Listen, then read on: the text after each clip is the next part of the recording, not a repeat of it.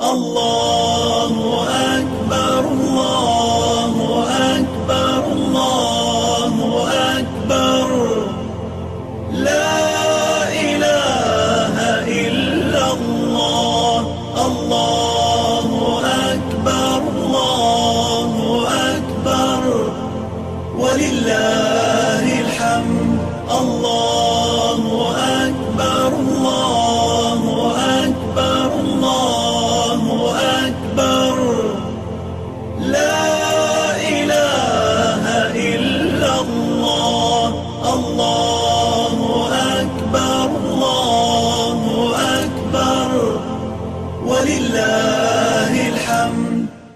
أعوذ بالله من الشيطان الرجيم. بسم الله الرحمن الرحيم. الحمد لله رب العالمين والصلاة والسلام على المصطفى البشير النذير سيدنا وحبيبنا محمد صلى الله عليه وعلى آله وصحابته ومن اهتدى بهديه إلى يوم الدين. Au nom d'Allah, le clément, le miséricordieux, le tout miséricordieux, le très miséricordieux, que la paix, le salut et la bénédiction d'Allah soient sur le prophète de l'islam, le prophète de l'humanité, le prophète Muhammad sallallahu alayhi wa sallam, sur sa famille, sur ses compagnons et sur tous ceux qui suivent et suivront ses enseignements jusqu'au jour du jugement dernier. Chers téléspectateurs, nous adressons la salutation de l'islam, la salutation des gens du paradis. Assalamu alaikum wa rahmatullahi wa barakatuh. Que la paix, le salut et la bénédiction d'Allah soient sur vous, sur nous tous, et qu'Allah subhanahu wa ta'ala nous comble de ses bienfaits, de sa grâce, et qu'il nous compte parmi ceux-là qu'il va accepter et qu'il acceptera toujours leurs œuvres sur la voie d'Allah subhanahu wa ta'ala. Chers téléspectateurs, nous sommes déjà dans le mois de décembre. Nous nous approchons déjà vers la fin du décembre et c'est pratiquement la période connue par les non-musulmans, particulièrement les chrétiens, des jours de fête.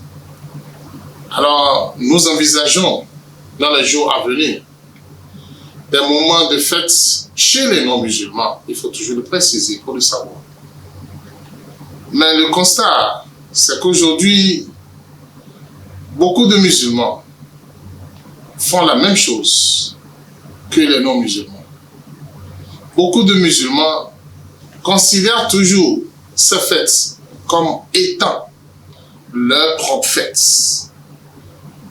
C'est comme si ceux-là n'arrivent pas à différencier entre les fêtes de l'islam et les fêtes des autres religions. C'est pour cela que nous voulons parler aujourd'hui de la position de l'islam par rapport aux fêtes des non-musulmans et plus précisément les gens du livre, les chrétiens en particulier. Il faut d'abord savoir que la bataille entre la vérité et le faux, c'est une bataille éternelle. C'est une bataille rude. Et c'est une bataille qui restera jusqu'au jour du jugement dernier. Et que le prophète Mohammed sallallahu alayhi wa sallam nous a bien déjà enseigné que cette communauté va suivre les gens du livre, les juifs et les chrétiens, comme les animaux de même race se suivent. Et comme les flèches que vous lancez et les flèches se succèdent, c'est comme ça. Les musulmans seront à la queue leu derrière les chrétiens et les juifs. Si cette prophétie du prophète Mohammed sallallahu alayhi wa sallam est avérée aujourd'hui véridique, il faut qu'on se demande pourquoi. Mais il faut aussi savoir que malgré que le prophète Mohammed sallallahu alayhi wa sallam nous a informé qu'il y aura une grande partie des musulmans qui vont suivre les chrétiens et les juifs, il nous a confirmé qu'il restera toujours une partie des musulmans qui auront le pas raffermi sur la voie d'Allah subhanahu wa ta'ala et qui ne vont jamais fléchir malgré les tentatives, malgré les pressions, malgré la persécution de par ici et de par l'autre. C'est pour cela qu'il est important d'expliquer à ceux qui se sont déjà penchés et qui ont poursuivi déjà les non-musulmans dans leur comportement, dans leurs habitudes, et ceux qui sont même faillis devenir non-musulmans dans tout ce qu'ils font. Il faut leur rappeler que le prophète Mohammed sallallahu alayhi wa sallam nous a bien informé que le plus heureux d'entre vous et celui qui sera satisfait, mais que celui dont Allah subhanahu wa ta'ala sera satisfait de lui, c'est celui-là qui tient bon face à toutes les tentatives, à toutes les persécutions, et qui restera toujours ferme dans la vérité pendant les moments que nous passons. Ces moments-là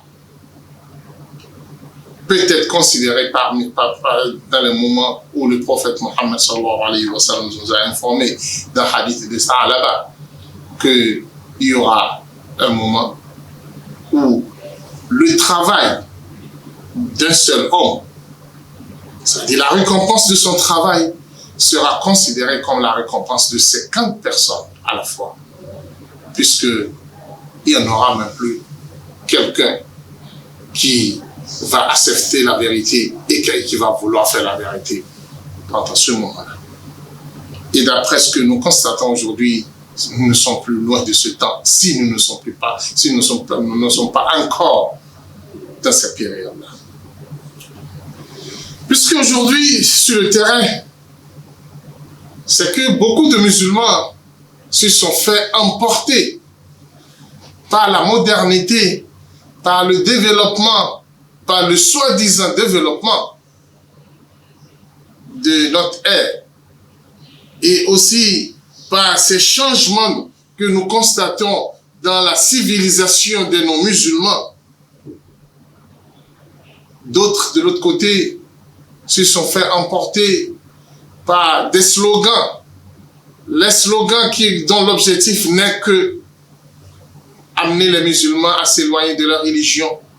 Quand on nous parle de la fraternité humaine, le dialogue religieux, en tout cas des différents slogans qu'on entend aujourd'hui, on connaît bien ce qui est la vérité, on connaît bien le faux, mais on veut cacher et dissimuler la vérité et faire apparaître le faux. C'est ça seulement l'objectif. Beaucoup de musulmans se sont fait emporter par cela. Et aujourd'hui, le constat sur le terrain est clair. Le constat est que la majorité des musulmans aujourd'hui suivent les chrétiens, les non-musulmans, dans leur religion, dans les rites même de leur religion, je peux le dire. Puisque la fête dans une religion est considérée comme adoration. C'est une adoration. La fête est l'une des rites d'une religion. Si je prends avec vous, parce que il s'agit actuellement de Noël et de la fête de fin d'année, si je vous demande, nous par exemple, nous sommes grandis dans des régions où on constate clairement la cohabitation du christianisme et de l'islam à la fois, ce qui te permet de voir clairement dans la nature ce que l'autre religion, ce que les gens font pendant cette fête-là.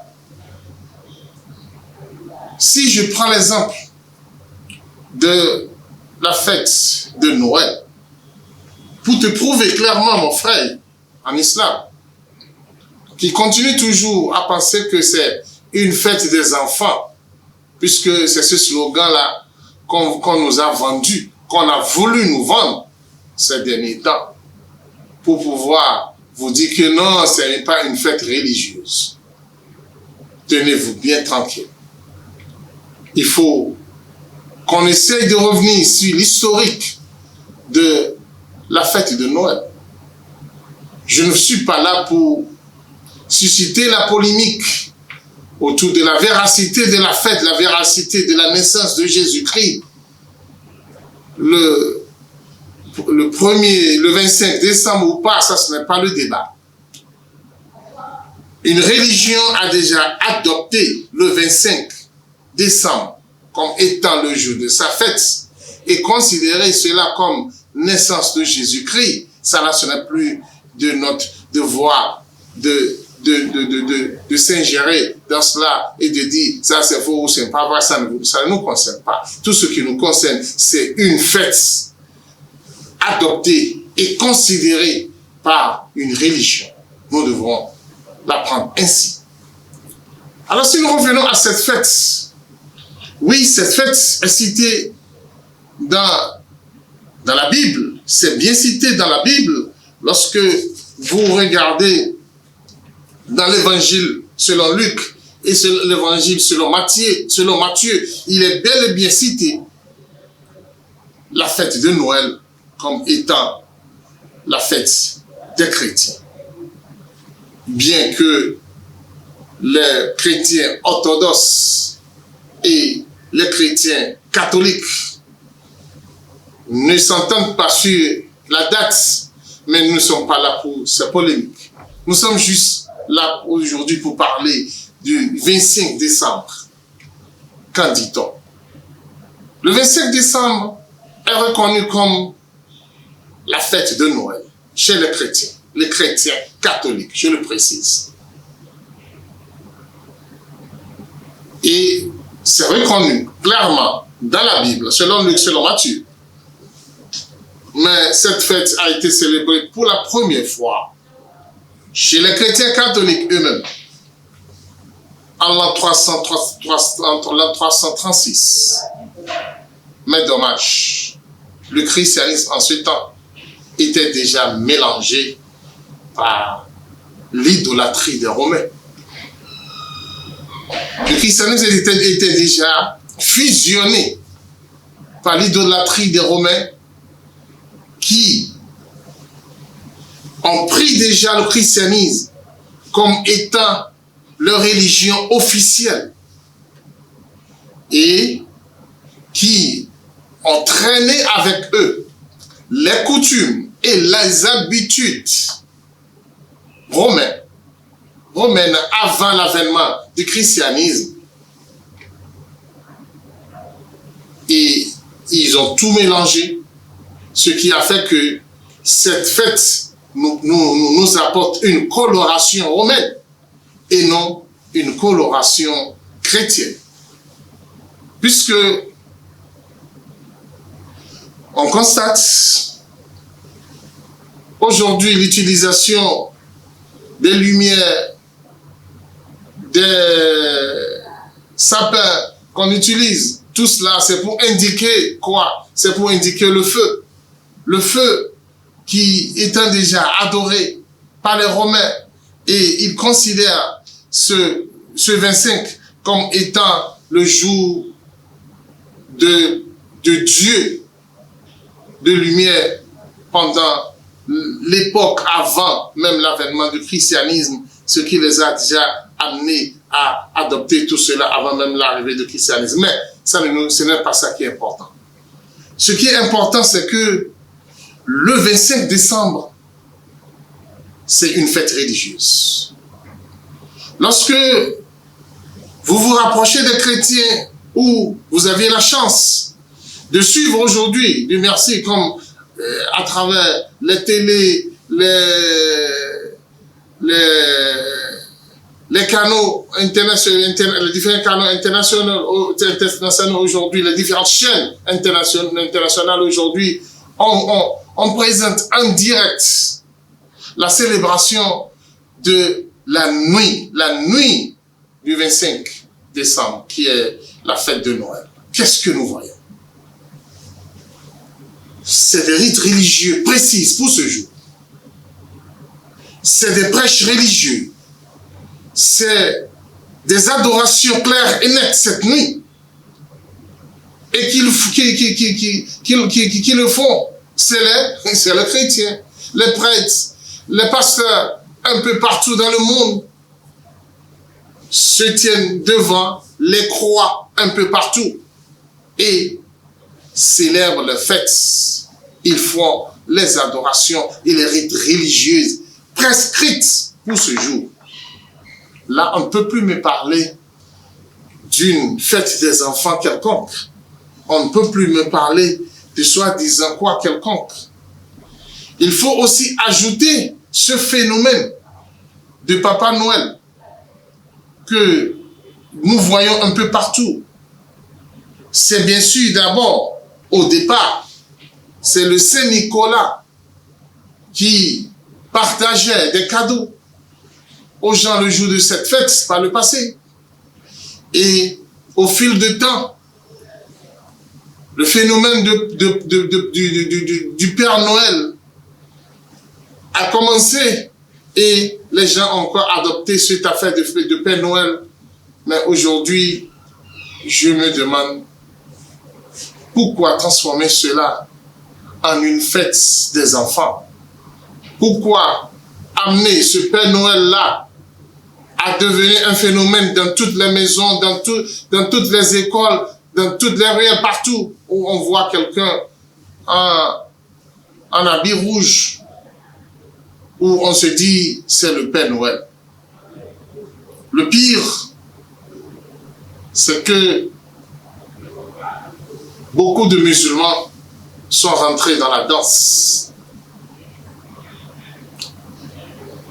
Et on a aujourd'hui rattaché nos enfants à ce phénomène-là, à cette affaire, à amener notre petit enfant qui est censé connaître sa religion, grandir dans sa religion, on ne le chante que les chansons de Papa Noël et on l'amène à penser seulement à cette image qui est une image liée à une autre religion. Et le petit enfant maintenant, tout le temps, ne voit que ça. Il ne pense qu'à ça. Il se dit toujours que c'est le Papa Noël qui va lui apporter le cadeau. Et que ce cadeau est lié au Papa Noël. Et on lui retire cette idée de penser à Allah subhanahu wa ta'ala et à savoir que dès son enfance jusqu'à ce qu'il va grandir, il doit être rattaché à Allah et chercher de lui tout ce dont il a besoin. Mais c'est le contraire. C'est l'enseignement de Papa Noël qui est devenu d'actualité. Chers téléspectateurs, beaucoup de musulmans sont tombés dans ça. Surtout les écoles qui forcent d'autres enfants, bien que vous connaissez très bien que ces enfants sont des musulmans et vous les forcez maintenant à venir faire ce qui n'est pas de leur religion. Vous cherchez à inculquer en eux des idées qui ne sont pas de leur religion. Non, ce n'est pas normal si on le fait. Mais les maisons musulmanes même qui adoptent ces comportements et ces affaires où vous rentrez dans certaines maisons musulmanes aujourd'hui, vous allez penser que vous êtes dans une maison chrétienne à 100%. Les sapins par ici, par là-bas. C'est-à-dire, vous ne voyez que l'image d'une maison où on célèbre à 100% la fête de Noël. De l'autre côté aussi, il y a la fête de fin d'année qu'on nous a présentée comme étant une fête universelle. Mon frère, si l'Occident a pu s'imposer par la colonisation et par tout ce qu'ils avaient, et à travers la globalisation, ils se sont fait imposer au monde entier par le calendrier grégorien. Ce n'est pas une raison pour dire que, alors, le 1er décembre, c'est une fête de tout le monde. Non, ce n'est pas vrai. Je tire chapeau encore aux Chinois qui continuent toujours à avoir leur année propre à eux et qui refusent cette affaire de colonisation et de globalisation sans sens. Les musulmans qui ont perdu leur année qu'Allah subhanahu wa ta'ala les a octroyés et qui est reconnu par le Coran, car le Coran ne reconnaît jamais l'année grégorienne. Le Coran ne le reconnaît pas. Puisque Allah subhanahu wa ta'ala est clair dans le Coran, où Allah subhanahu wa ta'ala nous dit Inna iddata ash-shuhuri inda Allahi 12 shahran fi kitabillahi yawma khalaqa as-samawati wal ard minha arba'atun hurum fala tadlimu fihinna anfusakum. Le nombre de mois en une année auprès d'Allah subhanahu wa ta'ala, c'est 12 mois. C'est ainsi écrit dans le livre d'Allah subhanahu wa ta'ala, le jour où Allah créa la terre et les cieux, c'était écrit ainsi que c'est 12 mois. Mais le Coran précise, minha arba'atun hurum. Les 12 mois, il y a 4 mois qui sont des mois sacrés, ce qui confirme que les 12 mois reconnus par Allah, c'est les 12 mois lunaires. Parce que c'est les 12 mois qui répondent à la réalité universelle, qui répondent à la réalité du cosmos et non une réalité fongée et formée par certaines personnes pour des objectifs propres à eux. Parce que lorsque vous prenez l'année grégorienne, vous allez constater que c'est une pure manipulation. On a voulu certains mois 31, certains mois 30. Ainsi, on a voulu certains 29, 28, juste pour pouvoir obtenir les années qui se succèdent en matière de lundi, mardi, mercredi, jeudi. Quand tu as lundi cette année comme 1er janvier, l'année prochaine, tu dois obligatoirement avoir mardi comme 1er janvier, ainsi de suite. C'est pour cela il faut tordre par tous les moyens l'année pour que ça vienne ainsi. Et on considère que ça là, c'est humain. Ça, c'est une manière de forcer les choses. Alors là, si nous devons considérer le début d'une année et en étant musulman, en voulant que ça soit une fête, bien que ce n'est même pas une fête, on ne peut que considérer le premier Muharram. Oui, nous sommes dans un territoire où nos activités sont liées à un calendrier quelconque. C'est les jours de travail, c'est les jours d'activité. Et ça vient, l'un vient après l'autre. Ce n'est pas que le lendemain du 1er janvier sera différent du lendemain du 1er mars et du 1er février. Aucune différence. Mais l'homme, en étant homme, on a toujours voulu lui présenter quelque chose de bizarre pour qu'il puisse penser qu'il y a quelque chose de nouveau. Chers téléspectateurs,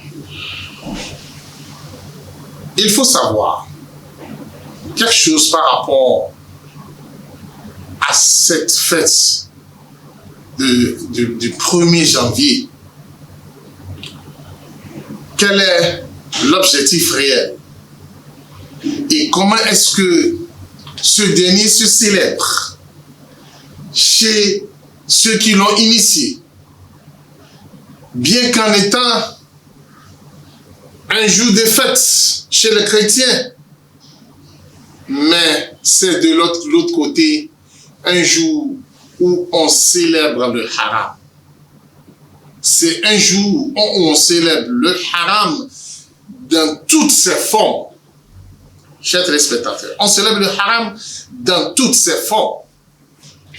Puisque, d'abord, on vous dit, chez ceux qui le célèbrent, que lorsque vous buvez la dernière goutte de votre vin, juste à la première minute du nouvel an, cette année sera une année bénie pour vous, une année pleine de chance. Je me demande quel genre de chance avec le haram. Nous reviendrons sur cette partie à la deuxième partie. Qu'Allah nous comble de ses bienfaits, qu'Allah nous garde, qui nous protège. Assalamu alaikum. Allahu Akbar, Allahu Akbar, Allahu Akbar.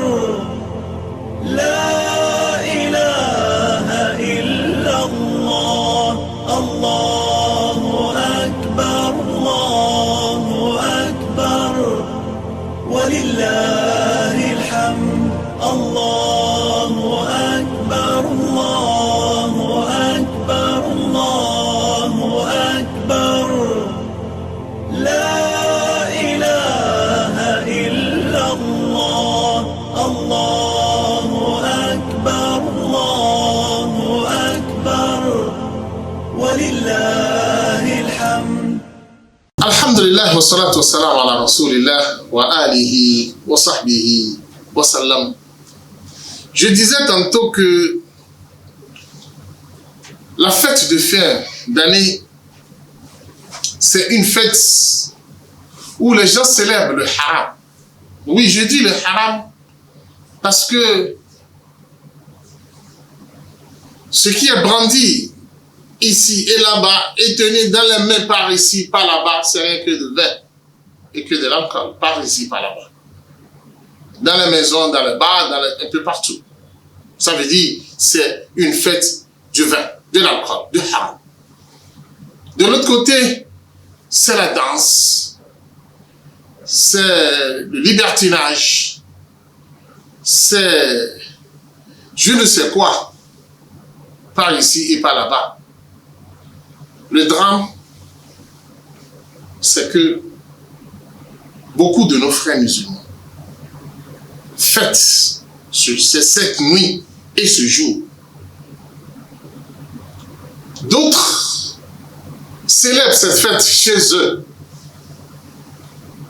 D'autres décident de voyager dans les pays où cette fête est bien célébrée pour pouvoir vivre en life, comme on le dit, cette fête-là avec les propriétaires de cette fête. Ce qui veut dire qu'il veut se sentir dans une réjouissance illicite et haram et confirmée pendant ces jours. Il voyage pour ça. D'autres acceptent des invitations parce qu'il a des amis qui l'invitent à venir fêter avec eux cette fête. En répondant à ces invitations, il s'en va. Chers fidèles, je pense qu'il est clair que c'est une fête chrétienne et que tout ce qui se passe dedans n'est que la célébration religieuse. Et de l'autre côté, rien que des illicites et des réjouissances qui ne répondent à rien en ce qui concerne notre religion islamique. Si c'est le cas, chers téléspectateurs, nous devons alors expliquer la position de l'islam par rapport à ces deux fêtes.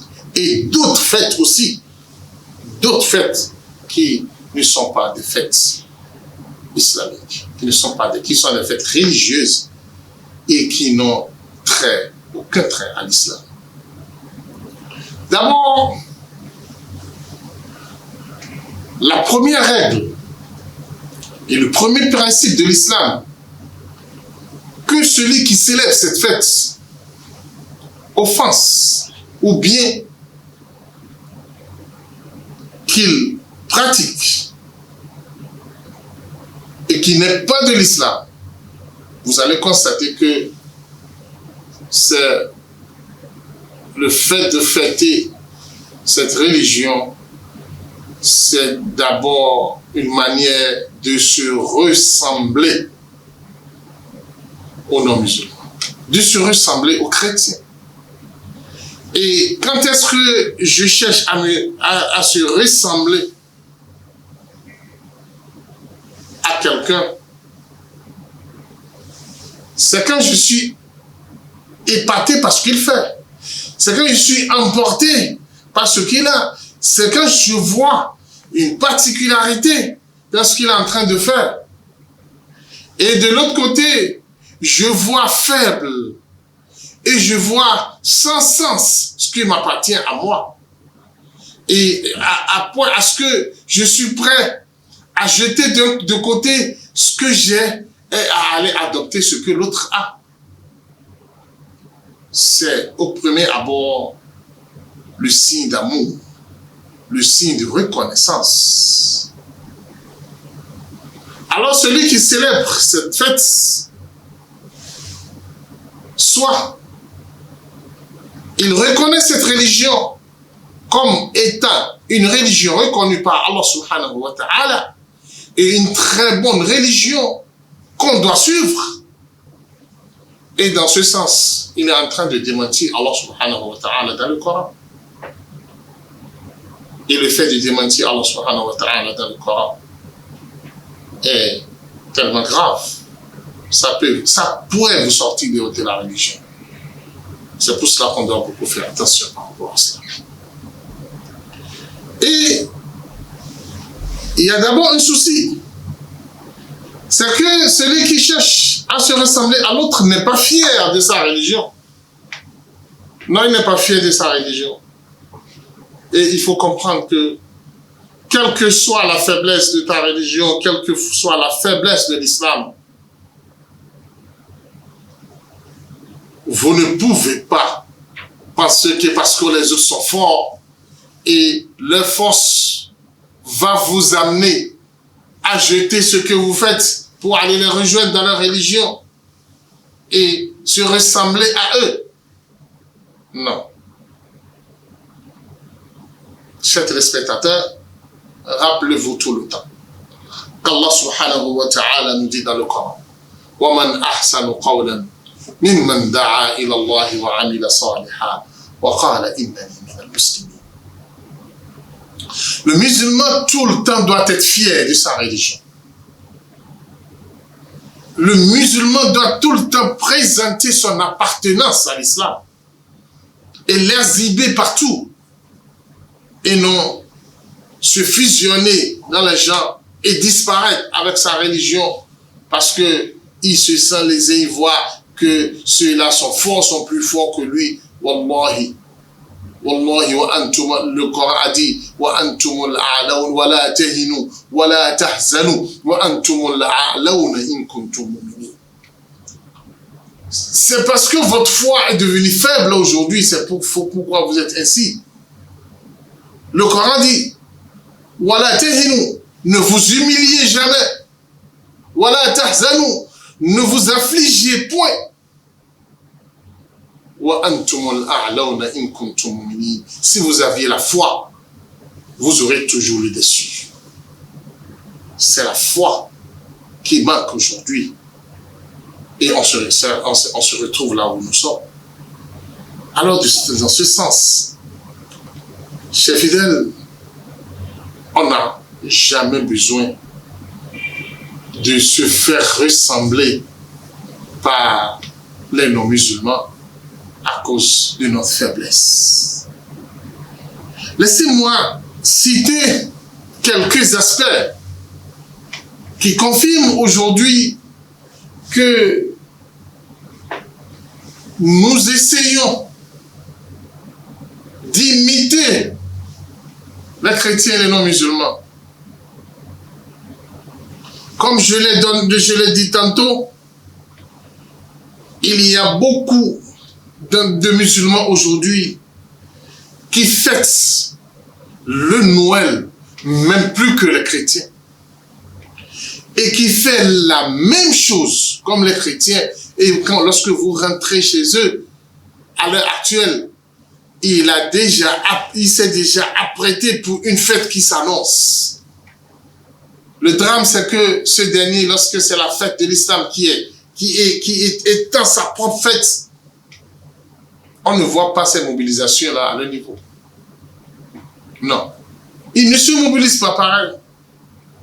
Mais maintenant, tu vas t'étonner. Tu vas t'étonner. N'en parlons pas de ceux-là qui ont déjà coupé le billet pour aller célébrer Noël et fin d'année en Europe, en Amérique, un peu partout, en étant musulmans. Ils s'en vont célébrer les fêtes qui n'a rien à foutre avec sa religion. Je me demande, il s'en va célébrer quoi? Tout cet argent que tu vas jeter par les fenêtres, ça te rapportera quoi devant Allah subhanahu wa ta'ala si tu reconnais que inna salati wa nusuki wa mahyaya wa mamati lillahi rabbil alamin, que tout dans ta vie est pour Allah et tu seras interpellé sur tout le jour de jugement dernier.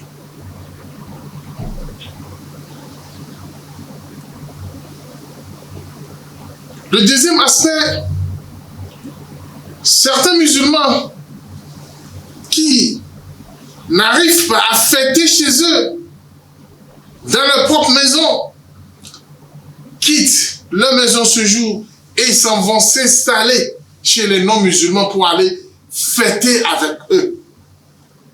D'autres vont à l'église, accompagnent leurs amis chrétiens pour aller l'assister dans sa fête dans l'église. Mon frère, lorsque tu te tiens debout devant la croix dans l'église, tu te considères comme qui? Tu as accepté la croix. Lorsque le prêtre va prononcer ses prières, tu vas répondre en étant qui? Et dans quel sens? Non. Il est temps que nous nous rappelons à l'autre. Mon frère musulman, quelle que soit la place de cette personne chez toi. Bizarre, on dit c'est mon ami intime. Non, écoute bien le Coran. Allah subhanahu wa ta'ala nous dit dans le Coran, Al-akhillau yawma idhin ba'duhum li ba'din adu illa al-muttaqin. Il n'y a pas d'intimité quand vous n'êtes pas dans la même religion, ce n'est pas possible. Parce que le cœur est différent. Et quand nous parlons d'intimité, d'un amour intime, lorsque les deux cœurs se ressemblent, lorsque les deux cœurs disent la même chose. Et le point le plus important dans le cœur, c'est le côté religieux, c'est le côté spirituel. Vous êtes de deux spiritualités différentes et vous dites que vous êtes amis intimes. Et cette intimité t'amène à le suivre jusqu'à l'église. Mon frère, vous vous trompez. Le Coran dit Al-akhillau yawma idhin ba'duhum li ba'din adu. Les amis intimes, ce jour-là, c'est-à-dire le jour du jugement dernier, l'un sera l'ennemi de l'autre. Puisque déjà ici-bas, leur cœur, si eux, superficiellement se disent intimes, les cœurs sont l'ennemi l'un de l'autre. Parce que le cœur ne peut jamais tricher, puisque le corps il connaît son Seigneur. c'est l'homme qui se force à ne pas vouloir reconnaître son Seigneur. Et le Coran l'a dit clairement. وَجَحَدُوا بِهَا وَاسْتَيْقَنَتْهَا أَنفُسُهُمْ ظُلْمًا وَعُلُوًّا. Ils l'ont nié, c'est-à-dire ils ont nié Allah subhanahu wa ta'ala, mais leur âme, leur cœur reconnaît clairement qu'il n'y a aucun Seigneur à part Allah subhanahu wa ta'ala. Parmi les aspects que nous pouvons constater aujourd'hui et qui nous amènent à se ressembler aux non-musulmans, c'est qu'aujourd'hui, les fêtes qui sont même les fêtes musulmanes, la Tabaski, le Eid al-Fitr, sont chez certains transformés à l'image des fêtes chrétiennes. Oui. Ou les fêtes musulmanes qui étaient censées être une fête de remerciement à Allah, de prière, d'adoration et de reconnaissance à Allah, sont devenues des fêtes de danse, des fêtes où on boit les alcools, les fêtes où les hommes et les femmes se mélangent, où chacun exhibe les verres et les bouteilles de vin et de haram pendant la fête des musulmans.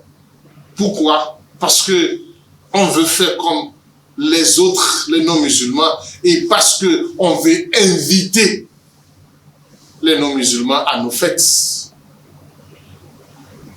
Chers fidèles, que vient faire le haram dans les fêtes musulmanes? Parce que tu veux faire comme eux pendant tes fêtes.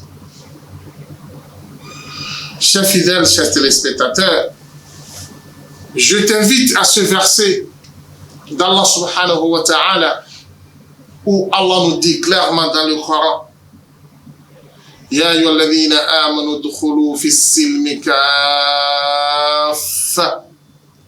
wa la tattabi'u khutuwati ash-shaytan innahu lakum aduwwun mubin.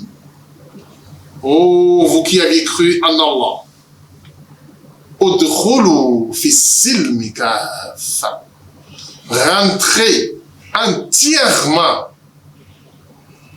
en islam. Rentrez entièrement en islam. Dans les deux sens. Le premier sens, vous rentrez en laissant derrière vous tout ce qui n'est pas de l'islam. Vous vous considérez musulman dans tout le sens que porte ce mot. Et non un pied dedans, un pied dehors, comme le cas de beaucoup de musulmans aujourd'hui. Oui, on est musulman pendant la période de la fête des musulmans. Et c'est le moment venu pour les chrétiens, on est encore avec eux comme en état faisant la même chose, comme nous sommes aussi chrétiens comme eux. D'autres encore pire. Quand c'est la fête des animistes, il est encore là. Comme s'il fait partie de ce groupe-là aussi. Et tout ce qui se passe là-bas, tu le vois, il célèbre les mêmes choses comme eux. Mais il porte le nom musulman pour dire aux gens qu'il est musulman. Non. Allah dit, udkhulu fi silmi kafa. Vous rentrez en islam, vous rentrez en islam. Maintenant, lorsque vous rentrez, vous êtes invité à connaître ce que l'islam vous enseigne, les enseignements de l'islam. Et ces enseignements de l'islam, comme nous le disons ici tout le temps, nous allons les connaître pour les pratiquer, pour les mettre en application. Et ces enseignements de l'islam, vous êtes invités à reconnaître tous ces enseignements et à œuvrer à ce que vous les adoptez et vous les pratiquez. Vous ne devrez pas dire que cette partie de la religion, c'est pour les imams, les alphas. Cette partie, c'est pour tel ou tel. Non. En islam, il n'y a pas de pratique réservée à un imam. Une pratique réservée à certains groupes. Non, il n'y a pas.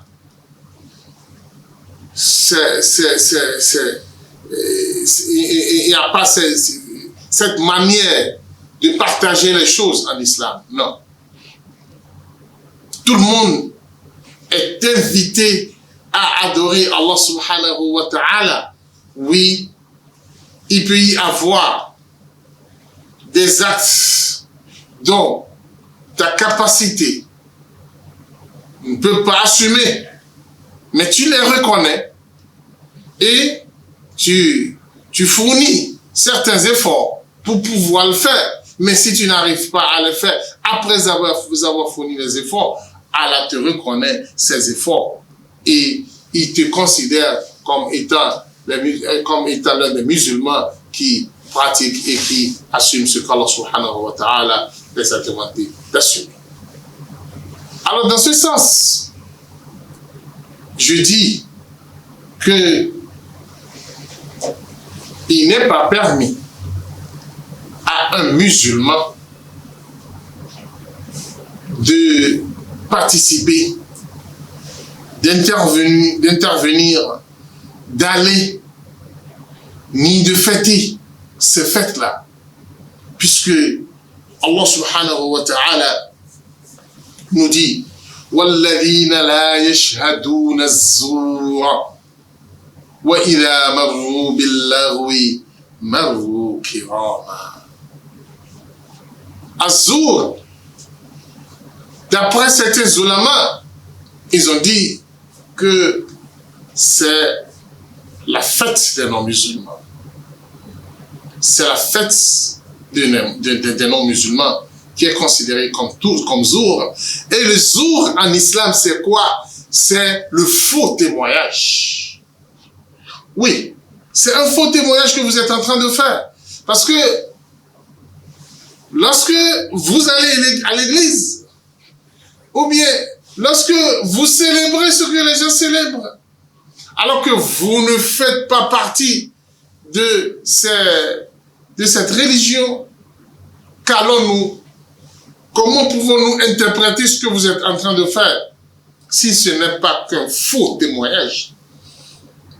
Vous reconnaissez ce qu'Allah subhanahu wa ta'ala n'a pas reconnu. Et vous faites comme les gens alors que vous ne faites pas partie de ce groupe. Chers téléspectateurs, le Coran a dit وَالَّذِينَ لَا يَشْهَدُونَ. Yashhadouna ici, c'est-à-dire ils n'atteignent pas, c'est-à-dire ils ne participent pas, ils ne témoignent pas l'endroit où il y a de faux témoignages. Ils n'arrivent même pas là-bas. وَإِذَا مَرُّوا بِاللَّغْوِ مَرُّوا كِرَامًا. Et pour confirmer ce sens-là, elle a dit, lorsque cela passe à un endroit où les gens font du faux, font des choses qui n'ont pas trait à l'islam, ils passent gentiment, ils passent sans même intervenir, sans même regarder ce que les autres sont en train de faire. Ceux-là sont les vrais musulmans. Et rappelez-vous bien du propos de Omar, lorsque Omar, radiyallahu ta'ala anhu, après la conquête de Jérusalem, avait écrit une convention avec les gens, les chrétiens qui y vivaient. Omar attirait l'attention des musulmans qui doivent vivre aux côtés des non-musulmans et des chrétiens. Omar leur disait لا تدخلوا على المشركين في كنائسهم يوم عيدهم فإن السخطة تتنزل عليهم. Omar dit, le jour des fêtes des chrétiens, des non-musulmans, ne rentrez pas dans leur église le jour de cette fête. Ne rentrez pas. Ce n'est pas permis pour vous. Car ces gens-là, le jour de la fête, la majorité d'entre eux ne font que des interdictions. Et lorsque vous y rentrez, vous risquez la colère d'Allah subhanahu wa ta'ala. Comme je le disais tantôt, le 1er janvier, l'autre qui tient le vin en main et qui compte 10, 9, 8 pour boire son dernier verre de l'année. Et toi, musulman, tu es là, en train de veiller avec eux, en train de regarder ce qu'ils sont en train de faire, en train de participer avec eux. Lui-même, il est dans les danses. Lui-même, il est dans sa maison, dans sa chambre, dans son salon, avec ses enfants, en étant imam, en étant dirigeant religieux, puisqu'il est civilisé, il veut suivre la modernité, et il est là pendant la nuit à jeter des pétales en haut pour pouvoir célébrer la fin d'une année. Inna lillahi wa inna ilayhi raji'un.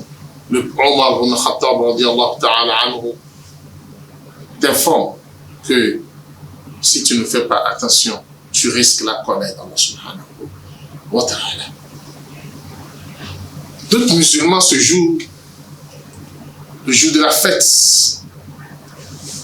de Noël et de fin d'année, bien qu'il ne célèbre pas la fête, mais lui-même, il égorge des poulets, des je ne sais quoi, il prépare des repas qu'il distribue aux gens pour les signaler que c'est la fête chez nous aussi.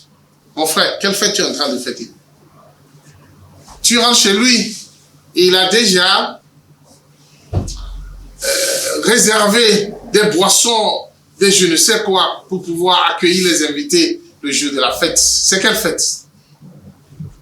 Non, c'est aussi l'un des aspects de se ressembler aux non-musulmans. Il faut que nous ayons raison de garder par rapport à cela.